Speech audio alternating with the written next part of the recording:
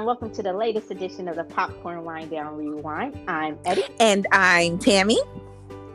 And this week, wow, it's been a crazy couple weeks in the news, especially this last couple of weeks, Tammy. As you know, it's been pretty tragic with the Atlanta shootings. Not going to get into too much detail about that. That's a whole nother show and a whole nother conversation of specifics outside of the shooter targeted Asian-owned businesses, and the majority of the victims were Asian women. And that the shootings themselves has brought something to the forefront that's been happening for a long time in this country. Let's just get that out of the way. Asian discrimination or discrimination against Asians or any minority group in this country is not new. It's just since the orange mango, the mango Mussolini, as I like to call him, was in the White House, and he coined the coronavirus, the Kung flu, and the China flu, or whatever other racist, derogatory, idiotic thing he called it. Hate crimes against Asians has been on the rise 150% in the last year, or has risen 150% in the last year. And I've been reading about it more and more since even before the shootings happened this week. But more and more celebrities, politicians, and everyday people are actually starting to speak out about it. So that has been a big thing. And I remember a couple of years ago, Olivia Munn, she doesn't look it, but she's actually Asian. And when she started asking people to respect the fact that she's Asian, or pointing out that she was Asian, a lot of people thought that she was doing it for clout or to jump on the so-called minority bandwagon because she looks white. Same thing with Chloe Bennett from Agents of S.H.I.E.L.D. Who changed her name. Yeah. And she's talked about that, and we kind of talked about too. She said she was told she had to change her name. Go back to your old name then. She could do like the dude from what's the show? Oh, not 30 something, but yeah, a million things or something like that, right? Yeah, James Roday.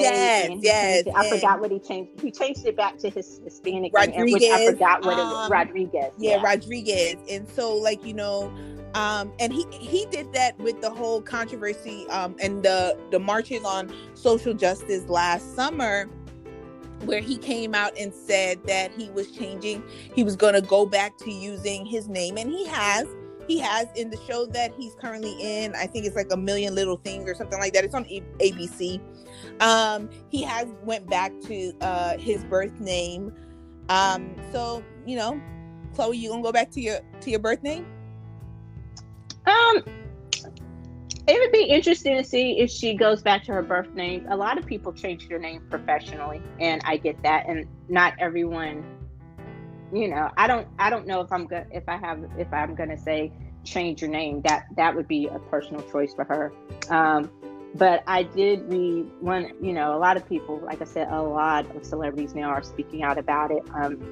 Asian celebrities. Charles Melton is one of them, and I bring him up because I just read an article an op-ed piece that he wrote for Variety, and he was saying that, and he played in Riverdale, and also in that movie, the son is also starred with Yara Shahidi. I want to say we saw it together, but I don't know. I know we both saw it, but I want to say it was one of the first times we went to the movies or something together. But so he is Korean American. His mom, I think, is Korean, and his dad is white. And he was just saying that he's going to no longer be silent about the discrimination that he faces, as a Korean American and also as a Korean American in Hollywood. And the interesting part of that was he was saying that, he's been told he's not white enough, he's not Asian enough. And same thing with I think that's but just that's the sad thing about when you're when you're biracial. I was trying to think of the correct term. When you're biracial, that goes for anyone, where it's kind of like they're on the fence and neither group fully 100% accepts you. And sometimes it's kind of like, who do you look like more is the group that you ultimately end up falling into, because you can't deny that group. Yeah, but they're yes. And I actually want to read that article. You just sent that to me.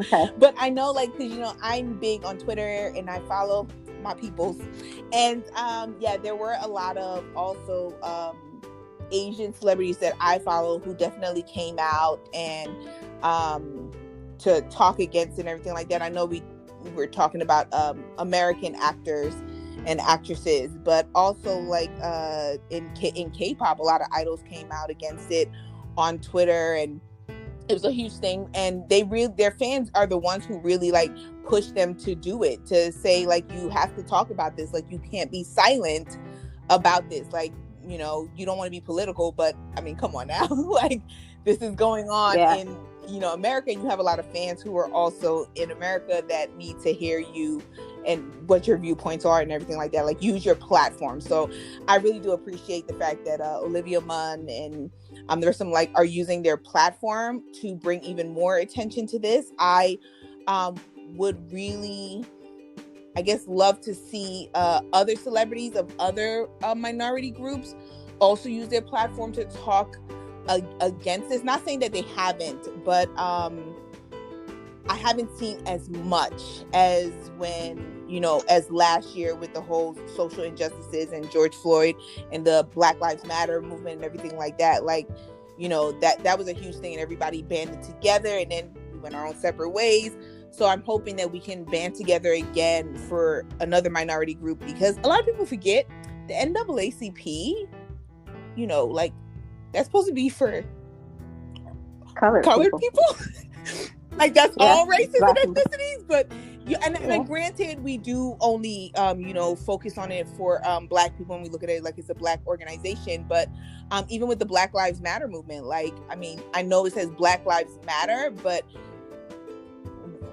when are we going to start fighting for other groups? Because divide and conquer has always been the policy of colonizers, and they have continued to be successful in the divide and conquer. So I'm hoping that people continue to band together against what happened in Atlanta.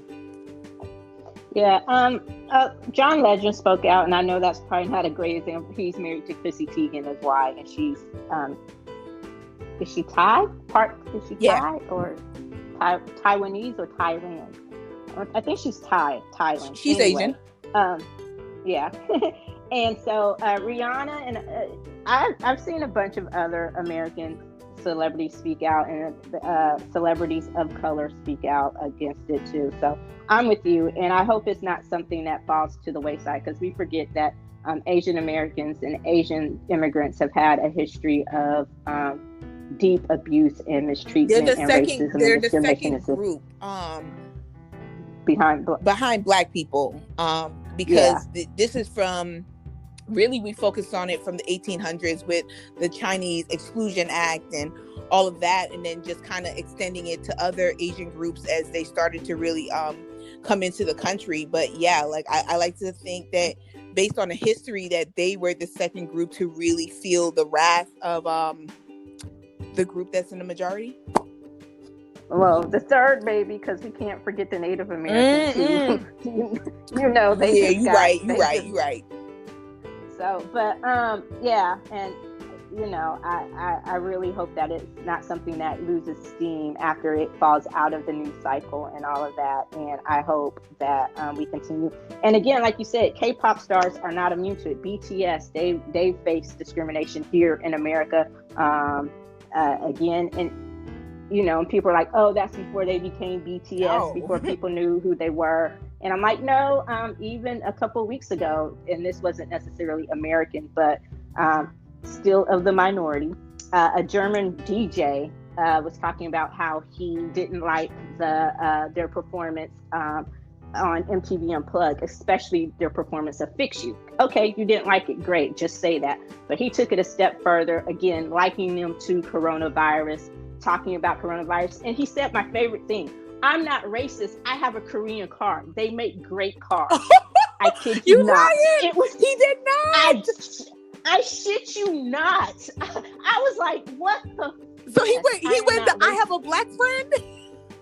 Yeah, so he went, I got a Korean car. I'm like, fuck you in your Hyundai. He didn't even go, okay? wait, he didn't even go human. He went object. He went, yeah, they make great cars. God. It's kind of like saying, oh, I got a Samsung. I go Android instead of Apple. I was like, you son of a bitch. Except for, Anyway. I'm gonna tell you right now, anyone who goes Android, I'm gonna need you to get with the Apple. I'm just saying. Yeah. Pick up the fruit. Take a bite of that apple. Yeah, and then he just went on talking about how they should vacation in North Korea, and I'm like, it was horrible. But it was fucking remember when disgusting. I was talking to you? Oh God, I forget. What was it? A couple days ago? Anyway, yeah. When we were having a conversation, I was telling you about the stickers that came out for the Grammy Awards and how they're called. It's like a parody. That's the word on the Cabbage Patch Kids, right? So they take all the artists from the Grammys and they make stickers with them looking like Cabbage Patch Kids.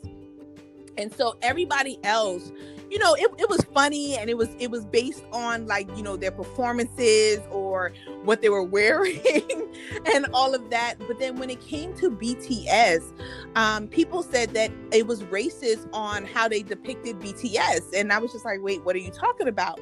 And you see the stickers that they made for BTS for they're called like the Shammy award stickers or something like that, and BTS was the only artist that had bruises all over their face. They were being beaten like the whack-a-mole. They were in the whack-a-mole game, which had nothing to do with their performance at all, not even the song.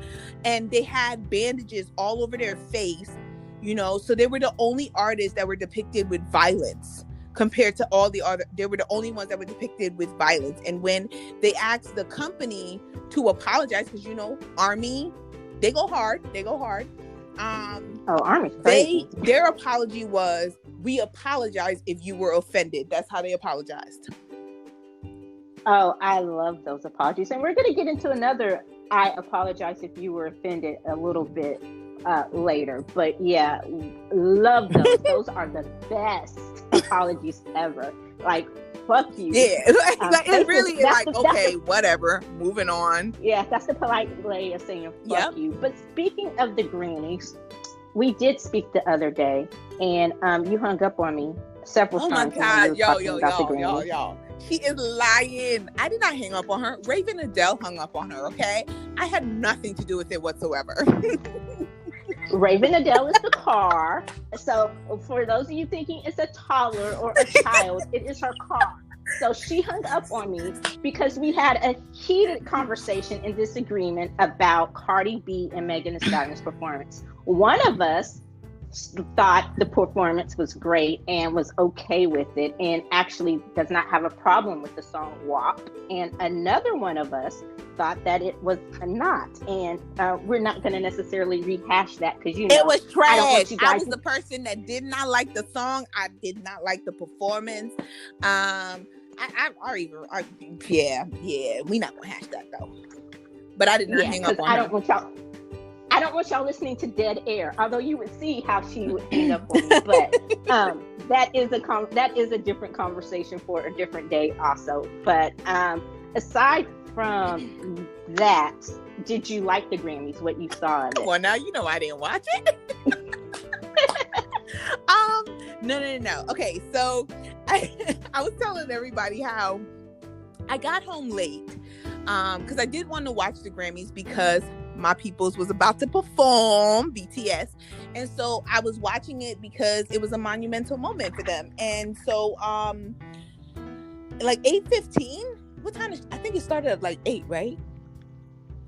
7. Oh, it started at 7? Okay, so 8:15. So I didn't even realize it started at 7. I thought it started at 8. So 8:15, I text Eddie. I was like, how long is the Grammys? And she was like, oh, it ends at 10:30. I said, no. I'm not about that life. Nope, not at all. So I muted it for like an hour, and I unmuted it. I saw Silk Sonic, which was phenomenal. Love Bruno Mars. Do you know who Anderson .Paak is now? I do not, but I know he's part of Silk Sonic though. Lord help her. Lord help her. And then I saw Dua Lipa. I actually liked her performance. I think she's a great artist. I do. Whenever I listen to her. Who else? I saw Taylor Swift. Trash. It was so boring. Like, I was just like, can we move on now to the next one?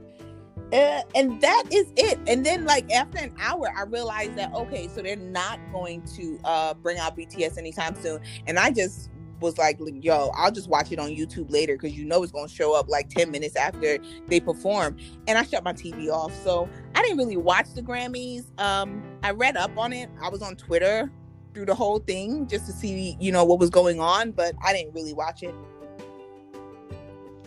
Well, I watched, and I did a quick pop on it, so you can check that out for more details on the Grammys at thepopcornwinedown.com. Plug. Anyway, but you missed Harry Styles' performance, so that's when he wore the feather boa. So Watermelon Sugar, I go back and watch it. It was a subdued performance. It was more like almost acoustic, but it was pretty good. I'm mad I missed that and one, there was some, because you know I love me some Harry Styles. Yeah, Billie Eilish was good, but okay. So here's the thing: I liked the Taylor Swift performance. I did not like her tree dress took away from the whole performance. I liked the folklore theme, that it stuck with the theme of the album and all that. So I liked the stage, but that dress was really distracting, and I really wish she would have done a different song, maybe Cardigan or The One. But the songs that she performed were okay. They probably weren't the best ones to highlight from the album, but the album was phenomenal. So I think we agree to disagree. It did deserve Album of the Year. I thought Folklore was phenomenal. I know from the moment it came out and I told you to listen, you got through 2 songs and you're like, this is trash, and you put it away. And then I stopped. I let it go. But so my problem with the Grammys was this: Trevor Noah did a great job, and before I get into that, I will also say that I did like the way that I thought they did a good job of pulling it off, considering, and they need to think about incorporating some of the things that they did for the pandemic show for the rest of the show, because a lot, not just the Grammys, but a lot of the award shows have lost their luster over the past few years. You know, but the Grammys have issues, and a lot of issues. And my thing is this: first of all, how the fuck y'all gonna blindside Beyonce the way they did? She made history by becoming the performer with the most Grammy Awards ever, and she won that night. So even you should have at least given her some headway. Hey, you know what? There's a chance that you might break this record tonight. And, you know, but the way they said it is she was up there receiving an award with Meghan Thee Stallion, and then Trevor Noah kind of jumps in as they're jumping off stage, and he's like, oh, you just made history. And she's looking like, what? You know, so it's just some shit that the Grammys do and did that really, you know, annoys me. But BTS got robbed, and I know we disagreed on that when we talked about it. Yes, I don't know. I don't think that they got robbed, but Eddie does. Yes, and I was not surprised. Let me say, I was not surprised that they did not win. Okay, I tried to temper my disappointment with them not winning, but the more I thought about it, the more I was like, they got robbed. And I was thinking, is this just my fandom and my love of BTS? Is that what's talking? The songs in the category, they were all great songs. But Dynamite was basically the song. And of course, it goes back to the same thing I said before. I thought they got robbed with just that one token nomination. We agree on that was the token nomination. And I think you said it best earlier. What did you say about the Grammys not having to award them? Because they got everything that they wanted just by nominating them.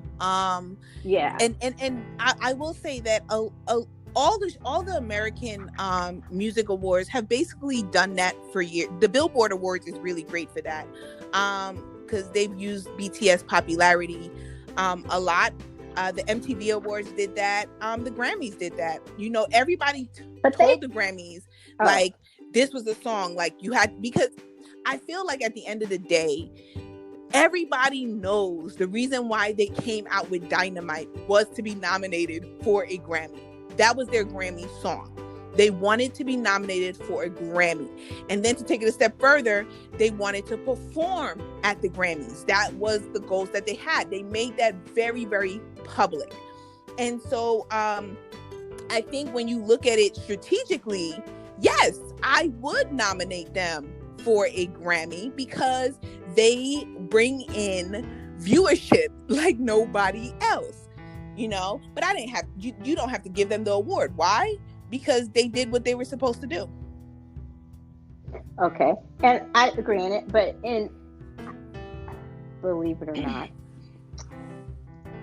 again, I tried to keep my fandom out of it as much as possible, and that's why I tempered my disappointment. When you first asked me, I said I'm not disappointed, but the more I thought about it, I wasn't disappointed. I actually got kind of pissed, and it took me back to when they were first nominated.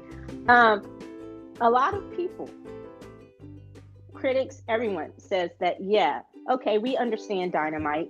The whole album B, I think, came out too late to actually be nominated.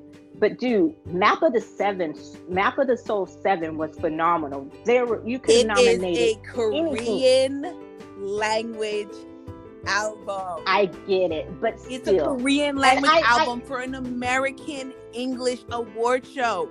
No, it's not going to be nominated for a Grammy. That recognizes music from around the world. And here's the other place that they fucked up.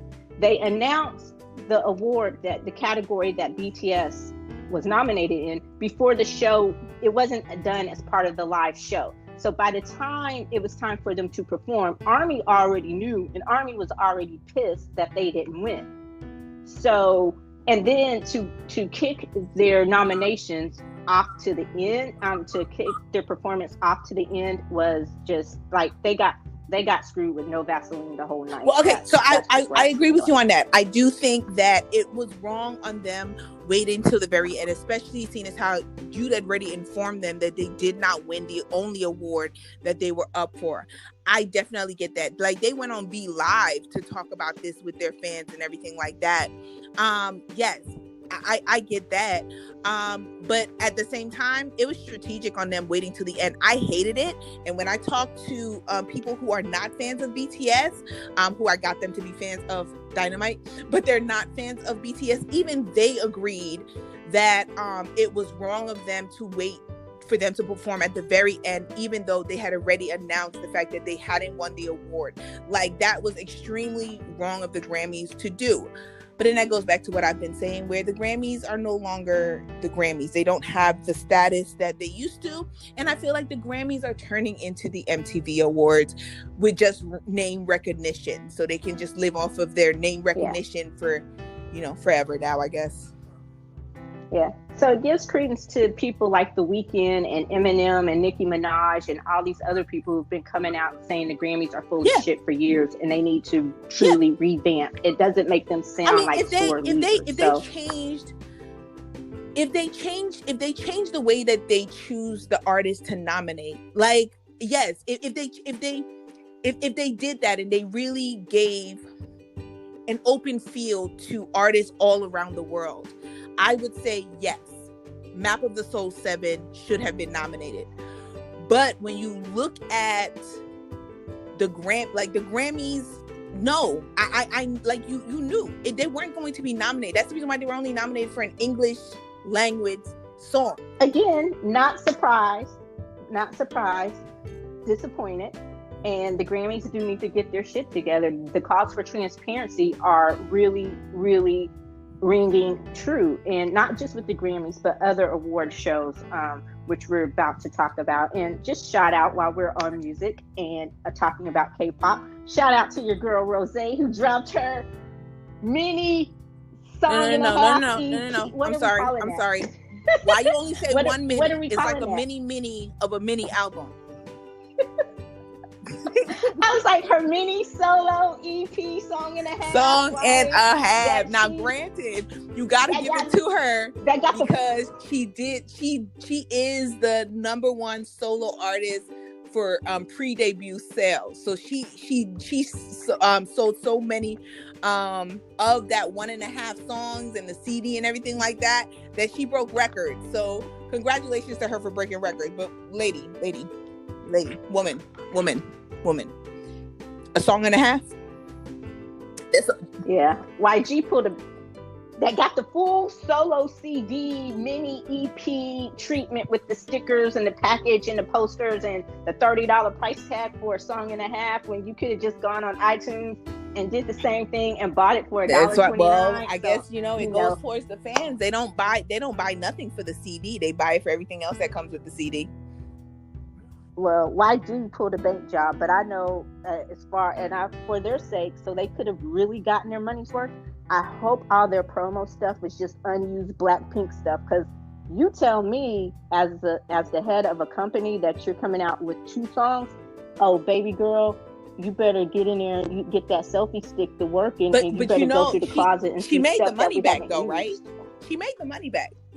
She made the money back, but I'm talking about making even more money that I don't even have to spend on that. I'm not promoting 2 songs like that. That's just me. Like, you better go in that closet. That is the reason why you are not a K-pop executive, because if that was me, heck yeah, I'm promoting the heck out of that. I wouldn't even given them the half a song. I'd have promoted her on that one song that she was supposed to come out in the first place and made all my money and more, because she's Blackpink. I knew she would have sold. Please, I'm gonna get the fans. So look. So this is what you should have done. Here's a sticker with the bonus song. Like, buy the poster package and get the bonus song.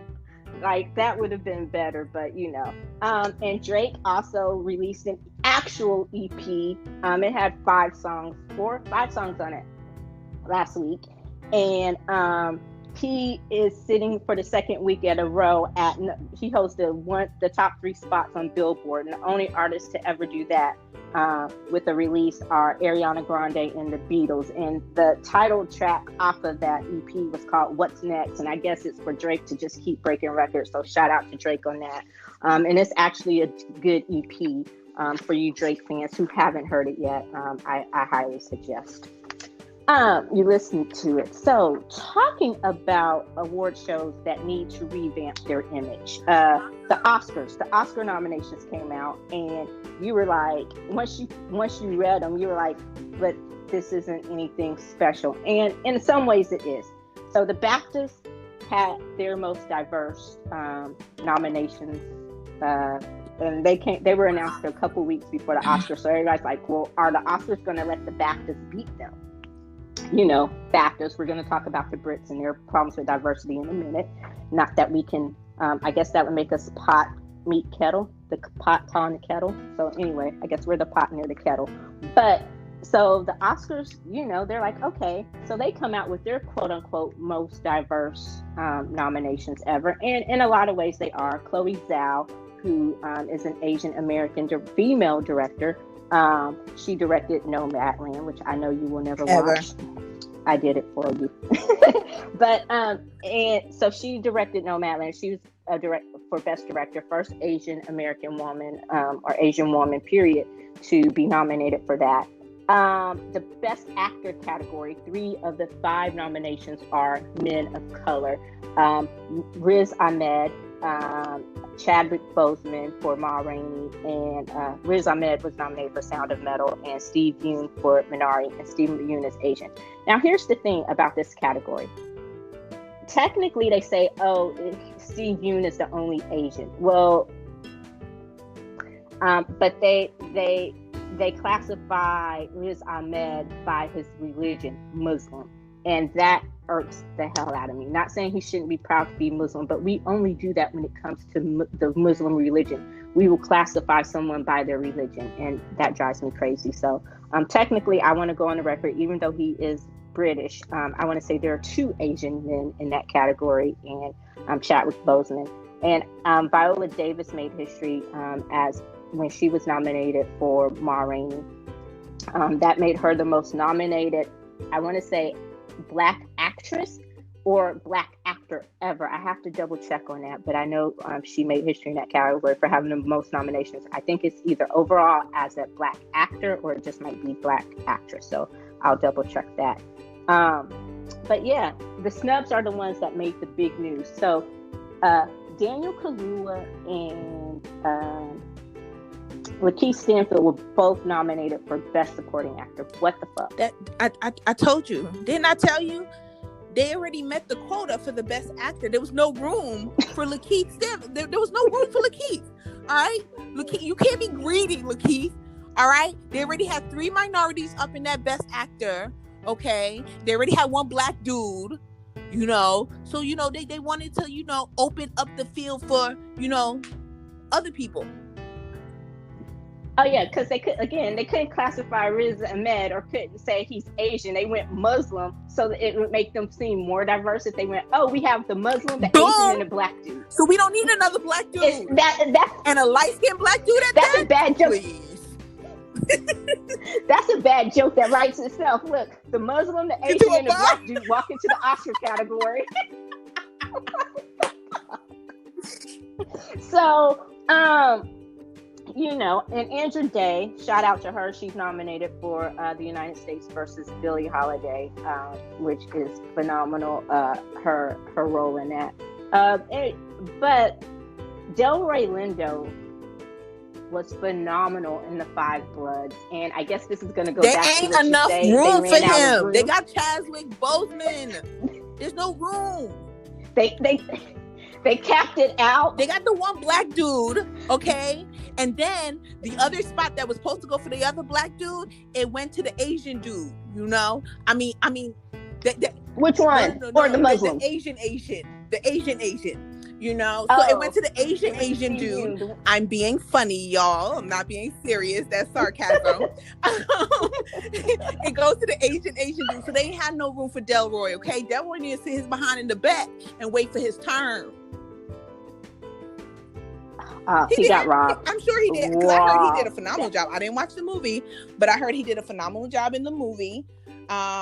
You know, but I'm like... You know, when the Oscars went through their whole thing a couple years ago, you know, Oscars So White. Well, I want to say a couple years ago, but I feel like it was last year as well.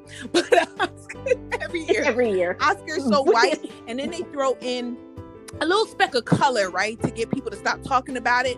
But I feel like they learned their lesson on the fact that 1 speck of color ain't gonna do. So they did a couple specks of color around. All right, and they'd be like, "Y'all shut up now," because we hit everything. The only thing we didn't hit was Hispanic, but we hit everything else.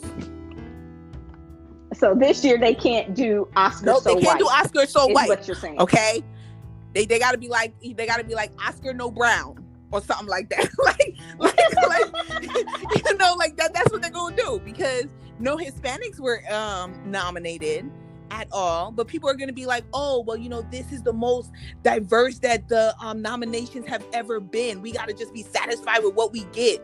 Okay. Well, see, and that's my thing. I'm not jumping on that bandwagon. Yes, I'm appreciative, and I'm glad that it is more diverse, and they didn't think that they could do what a lot of people do and give the black people all the token nominations and be like, you're good. Regina King was snubbed for One Night in Miami. I finally watched it, and I can honestly say she deserved a shout out, a recognition. But I guess, you know, having 2 of the 5 women, two of the 5 directors be women, and 1 is an Asian woman. I guess no room for a black box. woman. And then the dude that no one's heard of from a movie no one's heard of, or I haven't. Let me not say no one. Obviously, someone's heard of him. Thomas Vinter, Another Round. You were right the first time. For Another Round. Nobody heard that. And you know, even people were like, David Sorkin should have been nominated for The Trial of Chicago 7 or Regina King. So it's like, why? What the hell? You know. So I can say that that was pretty surprising. But anyway, so I'm not jumping on this, Oscar's over being so white. Oscar knows diversity now bandwagon. I want to see if this is something if they're going to continue to recognize movies by minorities, all minority groups. You know, the stories that they tell, because Nomadland isn't about an Asian woman, but an Asian woman directed it, you know, so I'm good with that. Allow us to tell the stories that we want to tell and recognize us for those stories that we tell. And I don't know if this is just a product of the year that a lot of the bigger movies that were supposed to come out got pushed because of Rona. And so what came out were a lot of the independent films that went to streaming. And finally, a lot of the independents got the recognition that they deserve, because a lot of times when everything is normal, they get overlooked and they just become critical darlings. And meaning that hardly anyone watches them unless you watch a lot of movies. So I'm still making my way through the Oscar movie marathon that I have to do myself, since AMC is not doing it. And speaking of watching movies, I'm just going to throw this aside in here. Part of our conversation the other day was that I am going to have the opportunity to pick more movies that Tammy's going to have to watch. Y'all, Yay! we had a conversation. Eddie heard it one way, I heard it another. But I'm gonna let Eddie flow, because I do pick every single thing that we do. That's my story, and I'm sticking to it. That's cool. I mean, you got me to finally watch Parasite.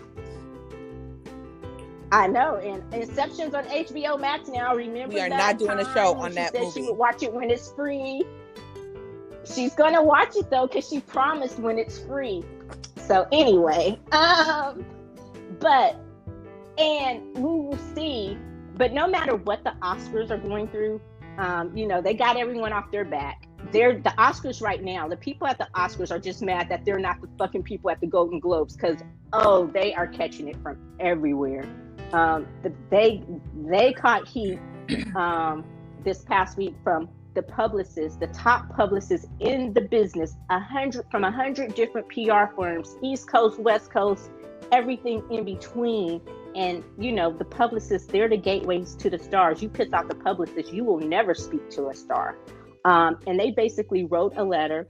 They all came in agreement and unanimously, I can't talk today, sent this letter to the HFPA talking about, get your shit together. Stop paying lip service to the quote unquote changes that you're going to make, since it came out that y'all don't have any Black people or people of color as part of your organization. It's 100 of them, and they're all white.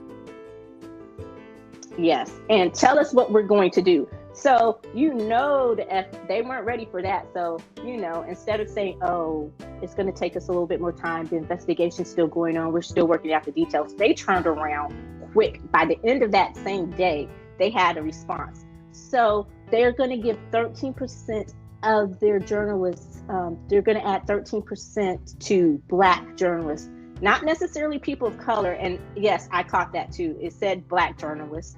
And I guess that token prize is supposed to appease people. I'm going to need you to do 13% for Blacks, 18% for Hispanic, about 9% for Asian. I apologize for not knowing exactly the population of Native Americans. We can go ahead and let's just say we're going to need you to at least 45% of your board should be people of color, seen as how 45% of the U.S. population is people of color.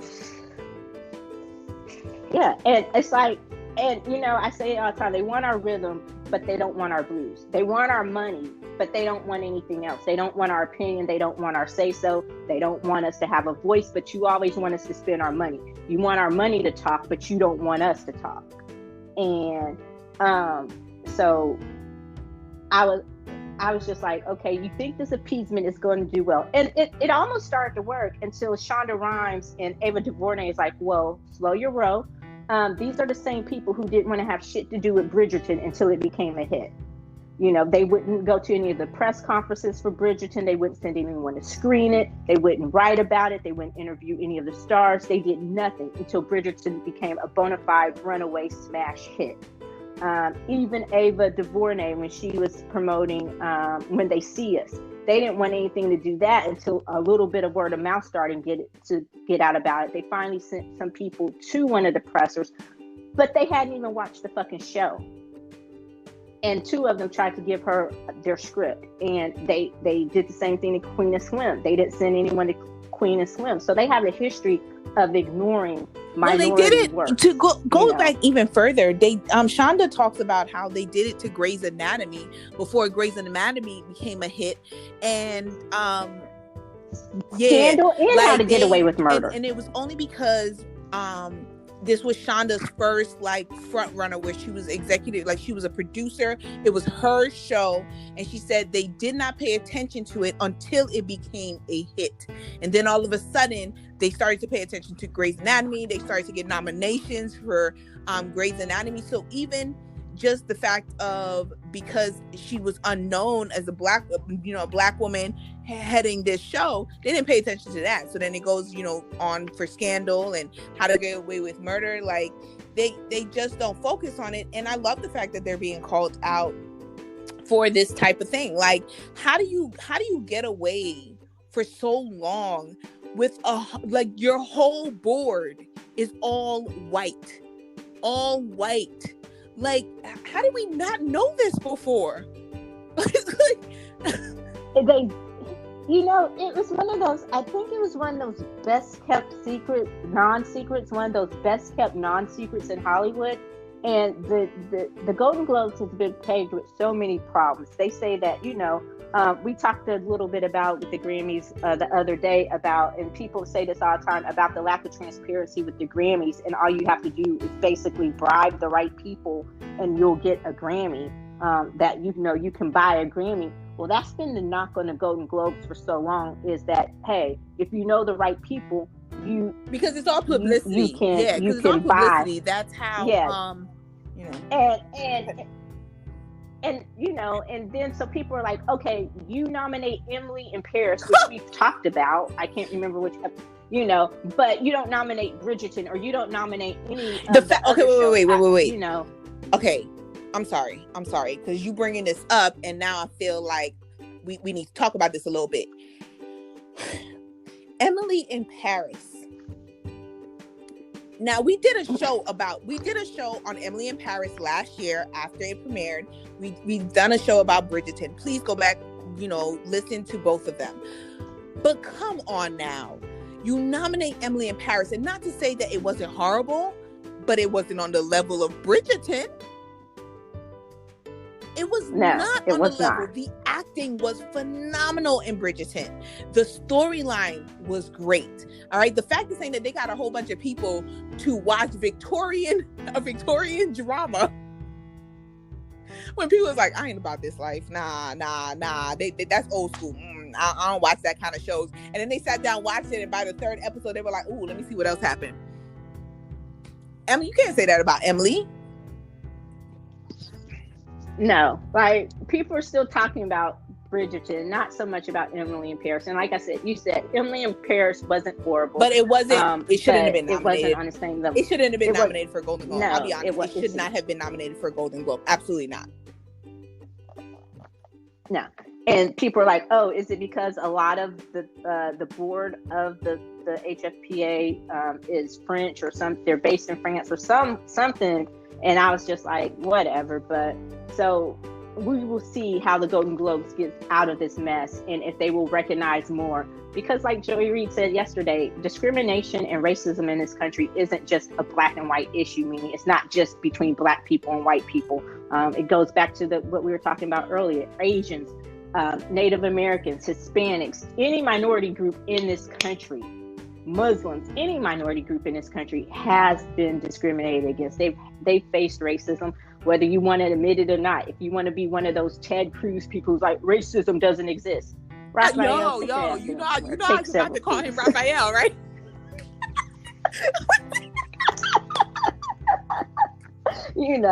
I'm gonna need you to do that. Okay, real quick. The last one, speaking of racism, I know you didn't watch the full interview. It's been talked about, the royal interview. The last show, we talked about it. I watched the clips. I have a good grip on all that mess. You. Yeah. So neither one of us. I was not surprised that the racist family. Look, I was not surprised that the royal family. They're the biggest colonizers in the world. Let's be real. It was the royal family was in charge of Britain when slavery was introduced to the world in the ways that we know it today.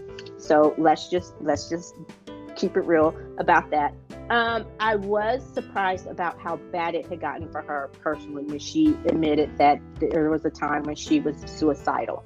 And that is a hard thing to admit. And I think that's what really did it for Harry when he realized we've got to get the fuck out of here. And he pretty much says as much. And everything else, the back and forth. The people in Britain don't realize that, okay, the royal family may be very popular where you are, but the rest of the world could give several fucks. And especially here in the United States, we really don't give a fuck because she's an American, and yes, we have our own bullshit here in America, but we usually technically, ride for when we look at it, how the royal family kind of is there. Isn't that kind of what Hollywood is for us? Like our celebrities and everything like that, are revered and looked upon. We kind of accept the fact that some of them are bitches and assholes, and we cool with that. And we just gonna throw them to the side if they come out with their racism. We'd be like, well, you're no longer significant. But I think I want to say that I'm like both of us were not surprised about their racism, but I think that what really surprised them was how much she was embraced around the world compared to Great Britain, because they dragged her in the tabloids, in the British tabloids, like dragged her. And I think it was very naive of Harry to not see that coming, being that you were dating a black woman. He was in his bubble. He was in his bubble of not realizing that. Yes, the institution you're part of is racist. What he said. Yeah, no, what he said is he was prepared, and he had prepared her for the press. What he was not prepared for was his family. But that's why I say that is what I'm talking about when I say that he was naive and that he was in a bubble. And he acknowledges that. He acknowledges the fact that he did not realize how bad it was going to be. He didn't really come out directly and say it because he didn't really come out and say anything bad towards his family at all, because at the end of the day, they're still his family, they're still his blood. But on what I got from it was that he was even naive in not even considering the fact that you were bringing a black woman into a family that had been white dominated since its inception. Like they had never dealt with a person of color within the immediate family ever. And even the one that is rumored to have been black, they brushed that under the rug. It's never acknowledged, that she had black in her. She passed. Exactly. So I think that's what it was, is that yes, he was definitely surprised about his family and the reaction, the fact that he wasn't going to get the support. But I feel that's naive of him, because she was a black woman. Like and the thing is, we know here how that works, and he just didn't realize it. And I would say that I support the fact that once he realized it, the person that he is really shows, because he's an amazing person to really pack up everything and say, look, even if y'all won't protect her and y'all won't protect my child, like I gotta bounce deuce, because at the end of the day, this is what I need to protect and save. Yeah, and the other part that surprised me is, they had all this stuff coming out about, they didn't address the birth certificate thing, but she's not even listed on her kid's birth certificate. I'm sorry, what? And then, her name is not listed on his birth certificate. And they, why? Me. I don't know. Mother, when it's mother, it just says princess or something like that, but it doesn't say her name. And they were like, "Oh, that's what she wanted." Bullshit. She said that that's not what she wanted. She had no idea, because she was like, "You don't see that stuff." Like, she gave up her driver's license, her passport, all of that, and she never saw them until they left. That's when she got them back. And but then they also made it seem like, that they didn't want the kid to be titled. That's not the case. They told them the kid was not going to have a title. So you basically robbed this kid of his birthright for fearing that he's going to be too black. He's not automatically given the title of prince, because he's not next in line for the crown. it is decided on the queen deciding if she wants to give it or not. And she has one of her kids doesn't have none of them have the title at all. So it was the fact of saying that she doesn't have Princess Anne has the title. She gave it to, first of all, that's her favorite, but she gave the title to them. It's not a guarantee. The queen has to actually give you the title once your children are going to be exactly born. But why are you going to deny this? But all the others don't. One her is it her daughter? No, Princess Anne has the title. Princess Anne has the title because that's her daughter. Her kids don't have the title. They didn't want the title. Didn't want the title. I don't think Anne wanted the title for her kids, but because Andrew said yes. Andrew said, but that's her. You know, because I feel like the difference is that is her kids. But that's what she was. But this is what she said. She said, "Look, it's not something that we necessarily wanted, just had to have." But they said they told them it wasn't a choice. Not like, "Do you want it?" They said straight up, "You're not getting it." And with him not being titled, that went his security. So the only person that they were willing to protect in that family was Harry. And the only way they were going to do that is if Harry stayed. Like, there was a lot to unpack in that interview. The clips don't do it justice. So if you get a chance, go back and watch the whole thing. And moving on from that, the other reactions were Piers Morgan, your boy, your favorite, at Good Morning Britain.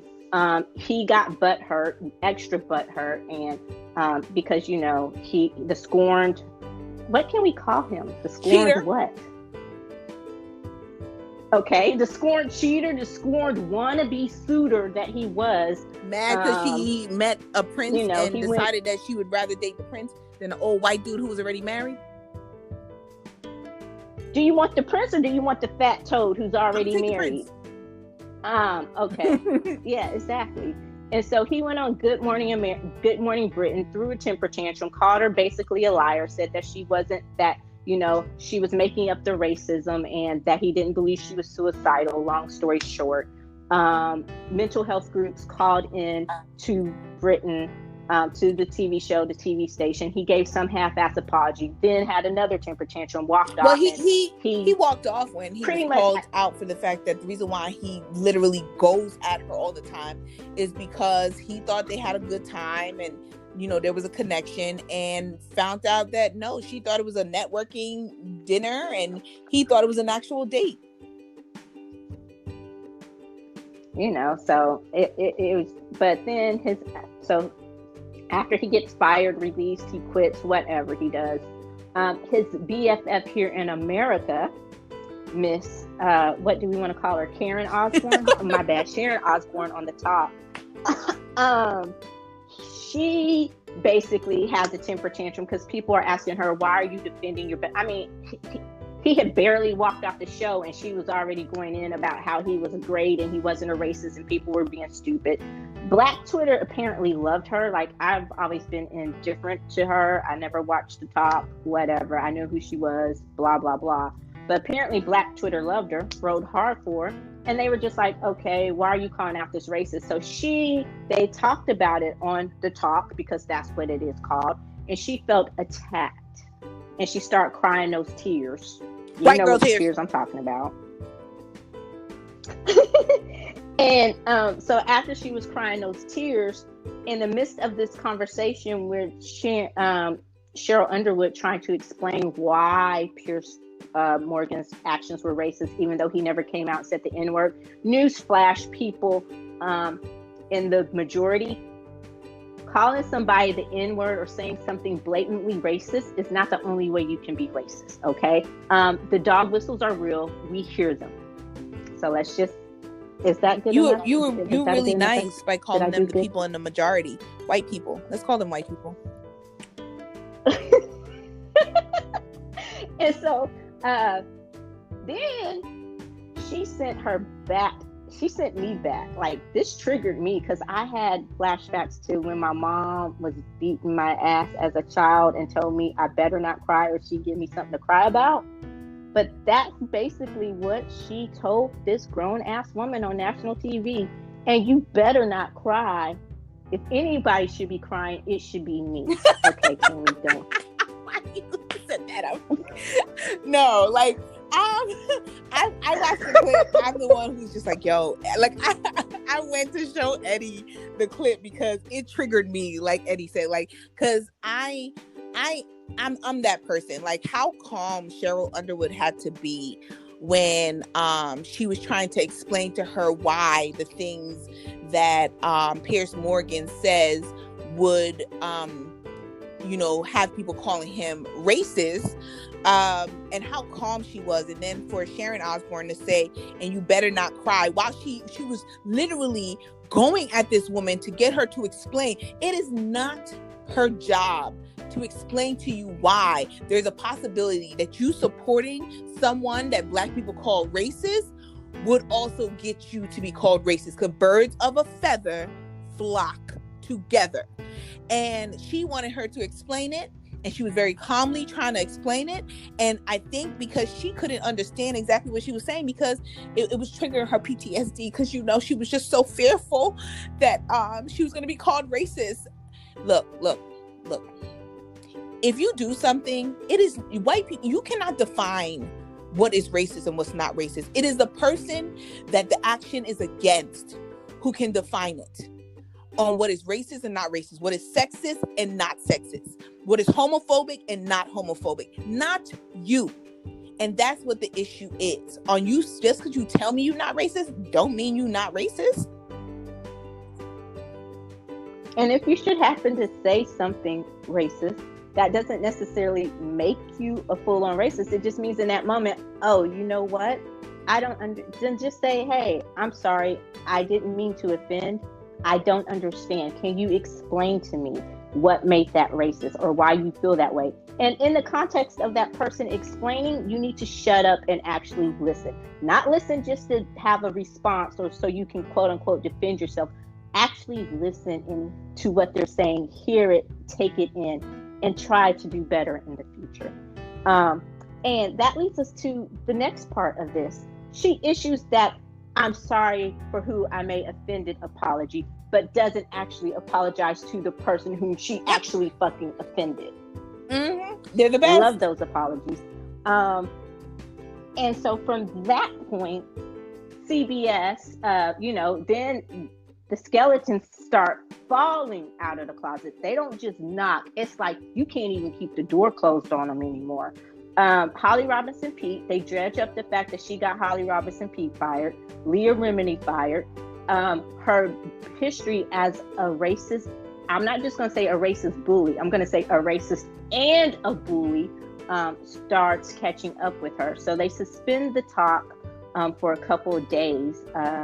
It was supposed to be originally just Monday and Tuesday while they investigated, but then more allegations came out about how she was horrible to everybody. She even called Les Moonves, who is a whole nother set of issues, but his wife, Julie Chen, who also hosted the show at the time, when Les was still president of CBS, like the head dude in charge of CBS, she called her racist and derogatory things. And I'm like, what the fuck?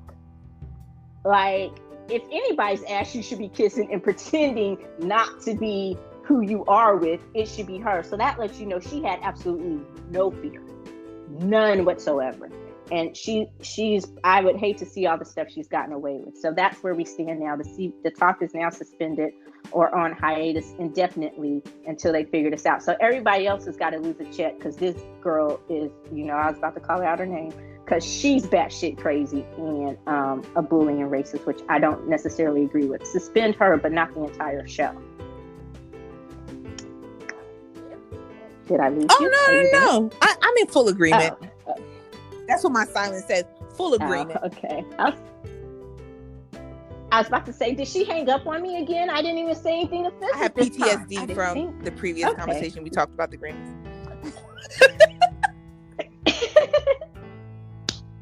Well, that does it for this episode. And there's still so much more that we did not get to. But for updates, be sure to check out the Wine Down Daily or the Daily Wine Down on the popcornwinedown.com. Plug. Pop, pop, pop, pop. That is the sound effect. You just did it. Yes, I say that every. We need a real sound effect. But yes, please be sure to check us out and the Wine Down, the Daily Wine Down on the popcornwinedown.com. Also, be sure to like and subscribe to the podcast on Apple, Spotify, and Google. And that does it for this episode. And until next